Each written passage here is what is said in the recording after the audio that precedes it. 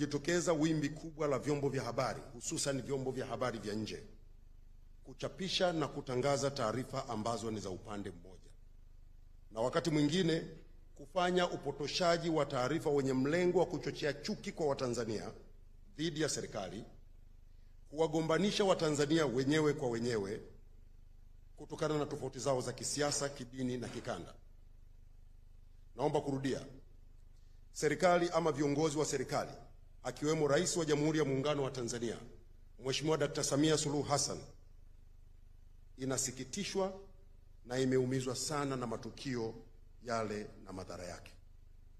Madhara haya yametugusa sote, ama moja kwa moja ama kwa namna nyingine.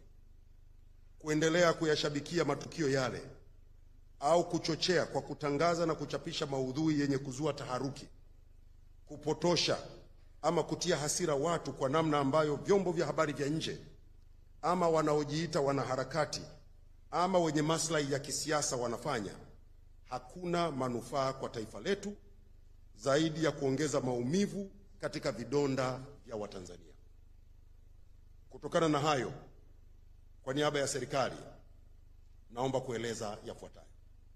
La kwanza, naomba kutoa wito kwa vyombo vya habari vya nje kuzingatia maadili na misingi ya uandishi wa habari kwa kuchapisha habari zinazozingatia usawa, haki na uwajibikaji.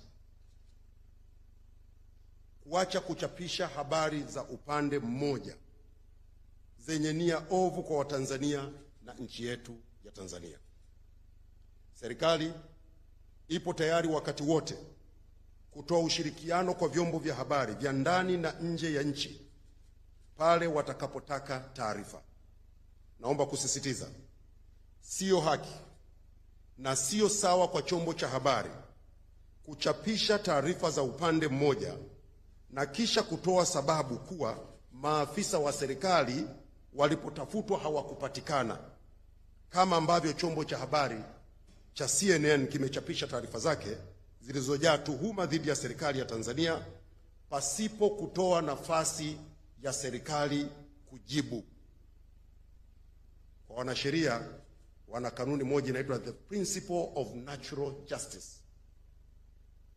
Huwezi ukazungumzia jambo linalomtuhumu, linalomzungumzia mtu ama upande mmoja, halafu upande mwingine ama mtu mwingine usimpe nafasi ya kujibu. That is unprofessional. Kitendo kilichofanywa na CNN